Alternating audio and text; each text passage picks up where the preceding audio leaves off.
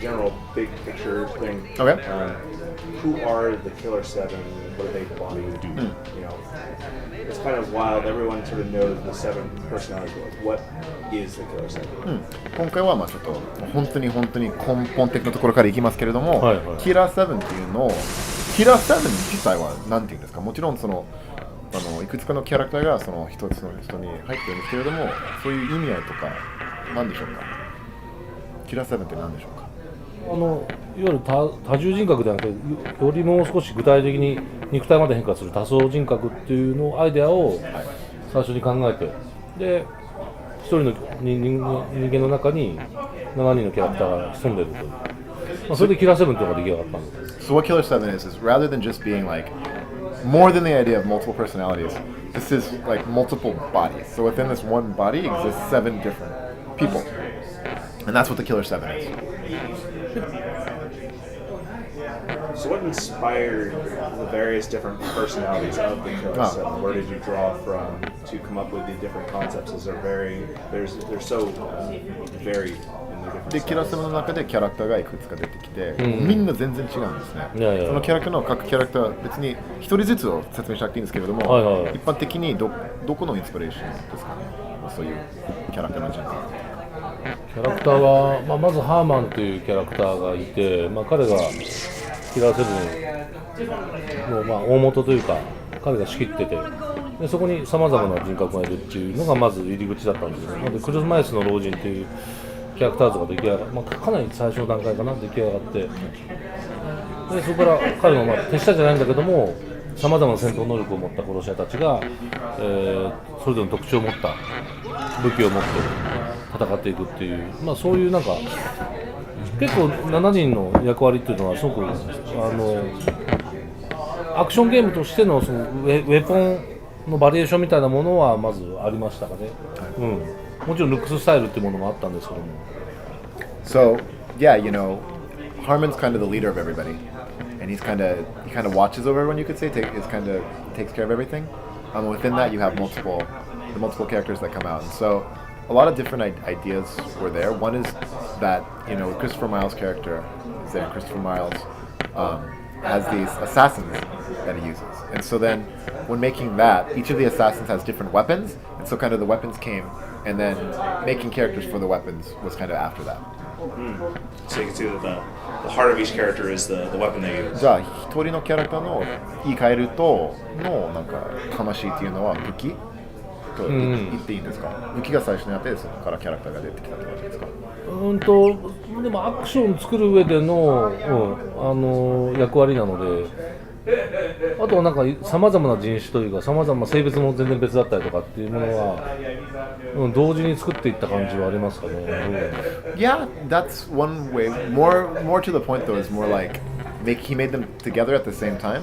They kind of came out together naturally when making it. 確かにでもキャラクターデザインをした時にはほぼ彼らの武器というものは一緒に多分考えてましたかね。So if you remember correctly, when they did the character design, actually, they kind of came up with the weapons at the same time as that.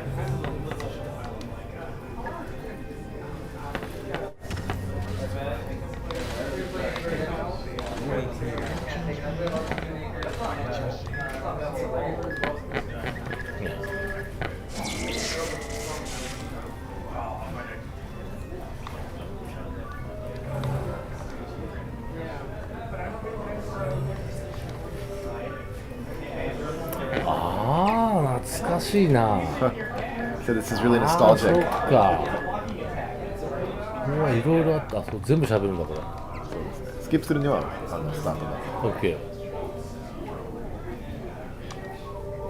間違えた。日本と逆ですよね。コンファームと。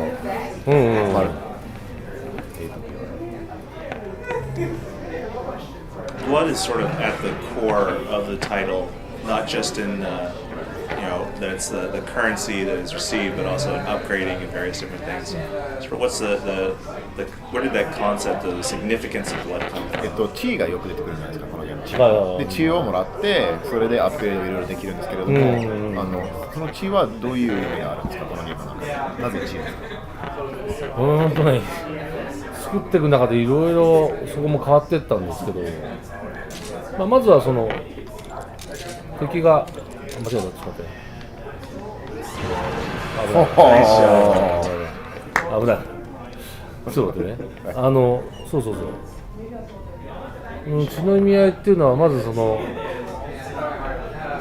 ヘブンスマイルっていう存在がいて、彼らがテロリストとしてアメリカを襲ってきてるっていう。だけど彼らを倒すことによってなんていうかな、キラーセブンたちの能力の影響にもなるっていう。だからこそすごくなんていうか、ヘブンスマイルってものが何であるかっていうこと自体もこの物語の謎でもあったりとか、ただ単に敵なんだけどもそこから吸収してエナジーにするっていう、ある意味ヘブンスマイルとキラーセブンたちっていうのはある意味同種であるっていうこともなんか、血のイメージの中に入れて込んではいるんですよ。なので単純にパーティクルで飛ぶんじゃなくて、こうやって吸収して、そうどんどんエネルギーに変換していくっていうスキルアップだったりとか、パラメータアップに、活用していくっていうのは、なんとなく作っていく中でも出来上がっていった感じはありますね。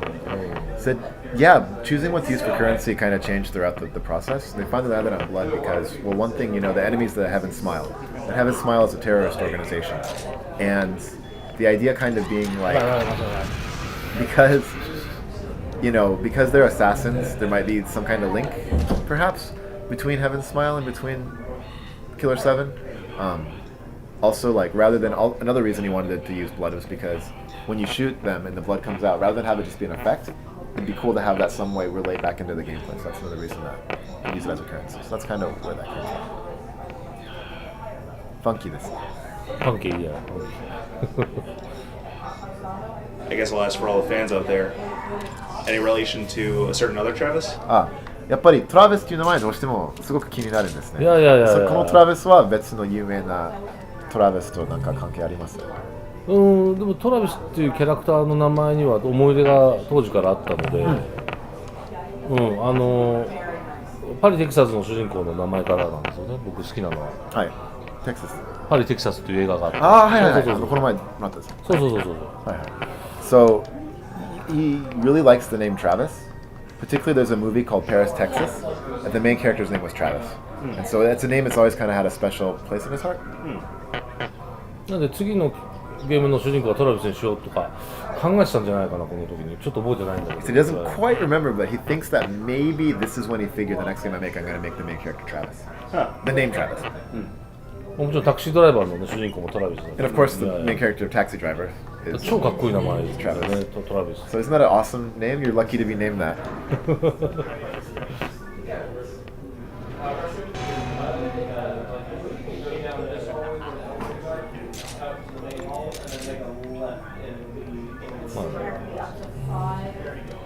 入らないといけない。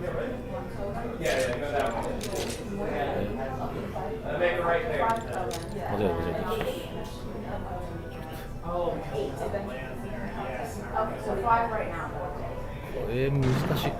やばい、逃げた。くそー。Like, fuck! She left. She ran away. 一個入れました。オッケー。あえてね。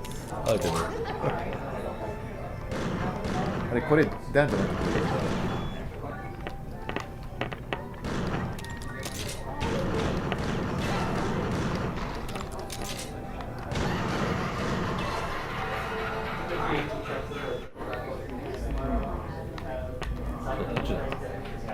そう。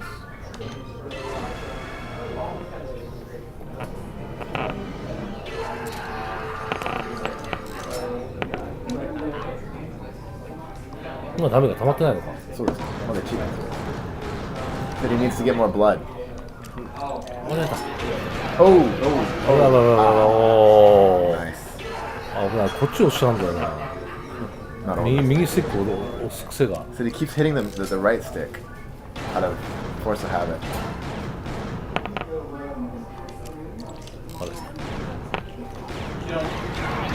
うわー、やられた。くそー。Fuck. That one was a real one. 今回本当。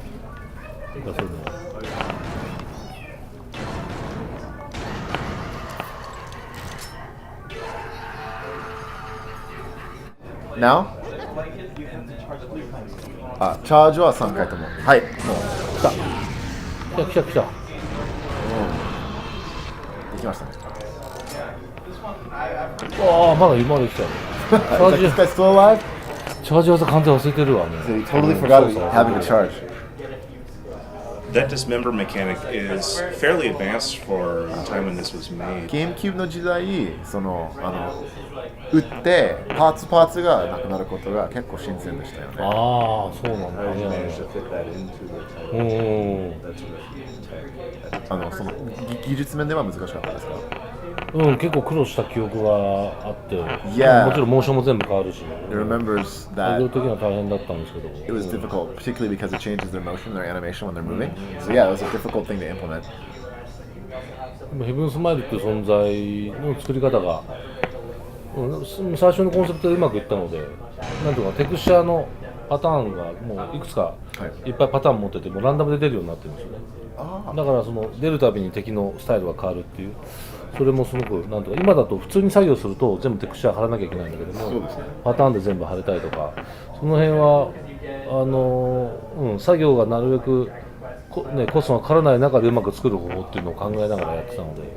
Another thing too, speaking about having smile, is that actually the patterns that their colors are is actually kind of randomized, and so that was partially to like keep costs down, you know, like using the budget they had to do as much as they can to make it interesting, and so that's one of the ideas that they had too, and it ended up working out really well, and it's kind of something that wasn't really seen a lot either, so that's another kind of cool tidbit.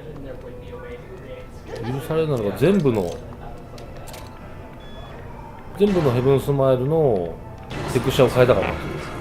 We wanted all the Heaven Smile textures to be different, but そのぐらい、なかなかねデータが持てなかったんですけど、 because they couldn't fit all that data in there, they weren't able to do that exactly.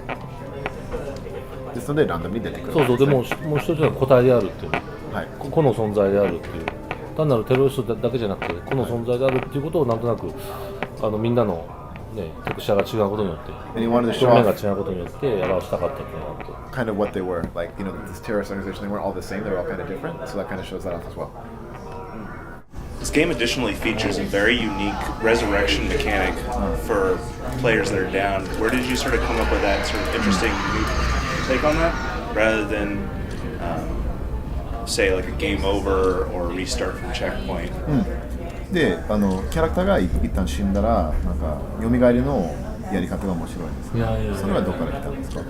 あれもなんていうのか、ただ単に復活するとかじゃなくて、7人いるから、しまった大丈夫です。そう、なんか7人いるからこそ、他の人格がいるからこそ、いちいち、死んじゃった。I killed him. いちいち取りに行くっていうのはなんとなく思うんで、なんだろうね、普通の回復とか復活したくなかったんですよね。So again, using that idea of having 7 different personalities, there had to be a way to use that for the resurrection mechanic beyond just, you know, what was normally kind of seen at the time. So we た wanted. だ、ね、人間というかそのキラー7という仮想人格っていう存在だからこそ彼らのなんだろうな、存在そのものが特殊である、すごく異質であるものだからこそ死んで回復はするんだ、もう一回生き返るんだけども、その方法、手法自体も全然違うやり方があって、なんか独自のルールというか仮想人格そのもののルールを作りたかった。 And again, going back to the idea of like multiple personalities and having a body, he wanted to find a cool way to explore that from like a mechanics standpoint, and that's kind of what they came up with beyond just like, again, using something conventional and really exploring that as an idea within this world.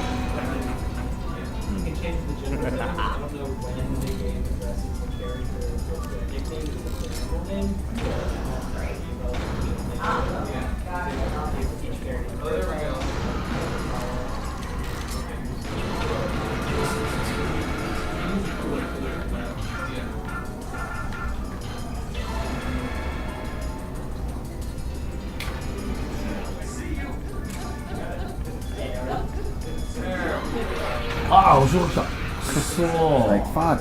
got me from マジ behind. で Really? Can you discuss the sort of world that killer7 inhabits? キラ7っていう世界はなんかもうこのままの現実ですか？それともまたちょっと別の。でもこの世界の現実で確かあれ2000去年じゃなかった2018年の話17年の話だった So no, this is our world.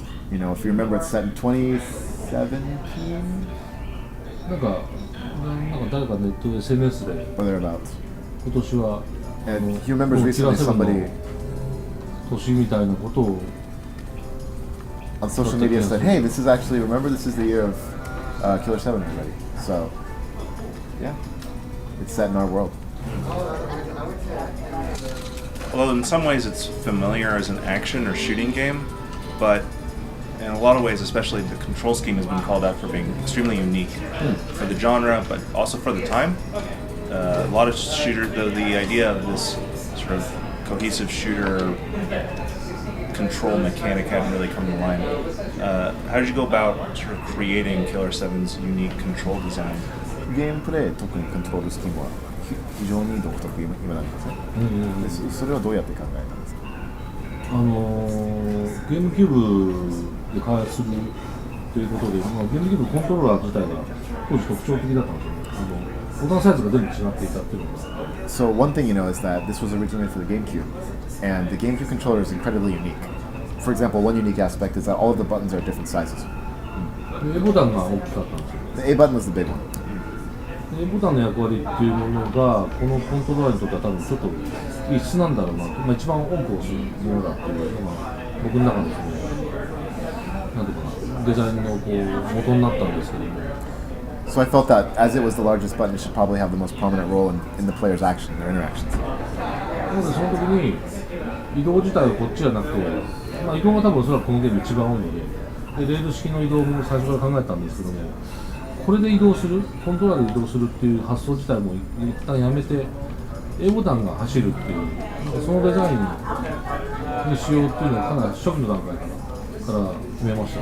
So there's at one point where I thought maybe I should use the sticks for moving, but I realized that because probably more than anything else in the game you'll be doing running. Again, that's why I wanted to use the A button, so I kind of switched over there.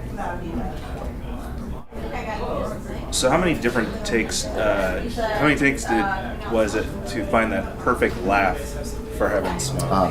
Heaven's Smile の独特の笑い声、どれぐらいのテイクで、はい、これだ、これを使いたいとは。もう訓練の人だったんですよね、声優さんが。で、彼が、結構年配の方だったんですけども、おそらくね、有名な声優さんなんじゃないかなと思うんですけど、彼がとにかくすごくうまくて、早い段訓練の声のイメージを作ってもらったときに、もうバッチリだったと、イメージバッチリだった。で、いわゆるヘブンスマイルっていうものは、その訓練の延長線上にあるものなので、ヘブンスマイルの声も彼にお願いしたんですけども。いくつか笑い声をもらった時にもう最初からもう OK でしたでそこでバリエーションいっぱいもらってもう本当完璧でした僕の中のヘブンスマイル笑ってるんだけども本当に怖い笑い狂気で本当に狂ってる何を考えてわからないっていうなんかそんな声を本当一発で出してくれてSo the person who did the voice for Heaven Smile is the same actor as Kunlan. And Kunlan, I believe he says is pretty famous. And the guy is a consummate professional, nailed it. And when he did the voices, he sent in his take originally in a couple, variations on it. He said pretty much the first take is exactly what he wanted. It really represents that insanity that he has, and behind the laughter, this scariness to it as well. And so yeah, it was pretty much first take was perfect. So just chills from take one. 聞いた時はもう背筋がゾクゾクする。いやもうそのぐらい。Yeah, exactly. もう素晴らしかった。Exactly. やっぱりこのゲームがうまくいくというか、なんかすごいいくつかの小さい革新とか大きい革新とかいくつかあるんですけども、はい、このゲームがうまくいくっていう、もしくはこのゲームが面白くなるっていう。かっこいいな。That was really cool. でその中の一つではありますよね、その訓練の声が。はいフンランとヘブンスマイルの声っていうものがすごくいいものに仕上がったところで、これはいけるみたいな。 So there's lots of 小さい different 確信ですけど。 lots of different things within the game development, small and large, that kind of give you confidence in what you're doing.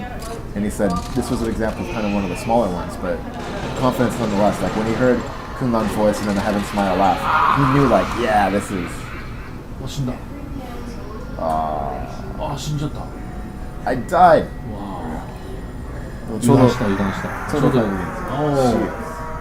こんなんだったっ He's like, oh, this was the game over screen, huh? け。からだ。 So many people may not know this, but the game's only voice track is in English. Where did the decision to record all that dialogue in English come from?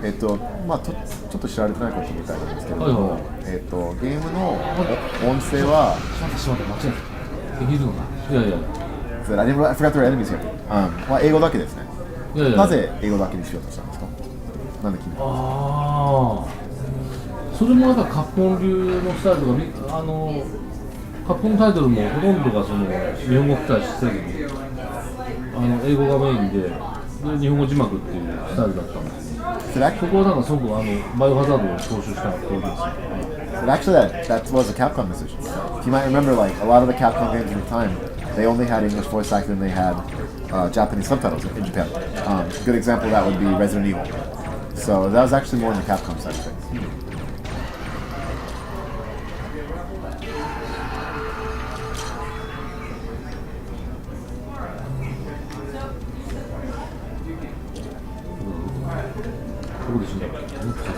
Where did I die?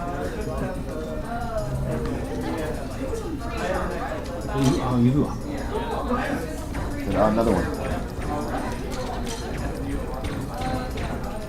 He's running slow.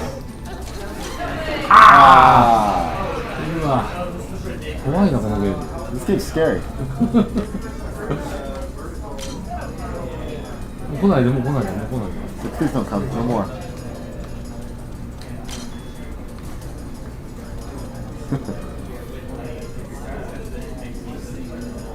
デバッグしてる気分だけど、バグがないから。He said he わかんない、まだあるかもしれない。 kind of feels like he's debugging, but then there should be no more bugs. But then again, there might be bugs, so it's kind of a weird feeling.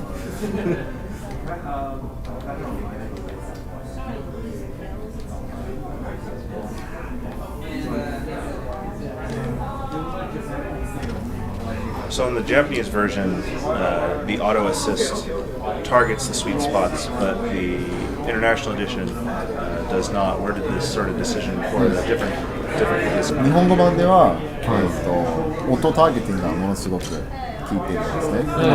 海外版はあんまりヘルプにならないんですけど、なぜ日本語版はそれ簡単にパチャンってなるようにしてたんですか？キャラクターのまずは。ちょっと待って、あー、くそ、こいつら。Like, fuck these guys.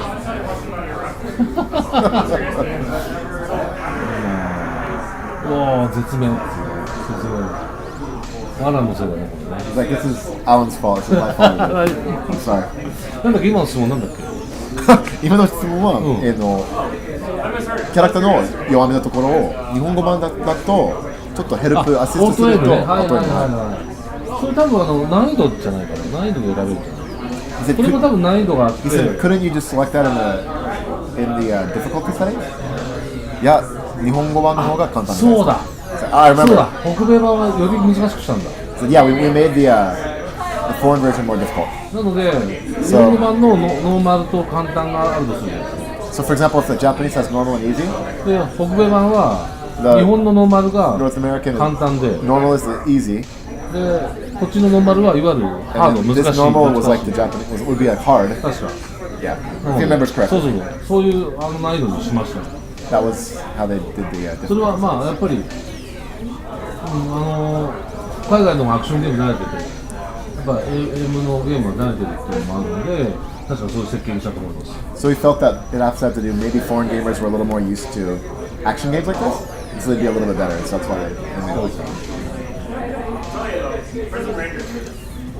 Thank you. Thank you. Thank you very much. Thank you. When does it come out? Fall 2018. Fall 2018秋2018年ですね。あ、そうですね。2018 Please look forward to it.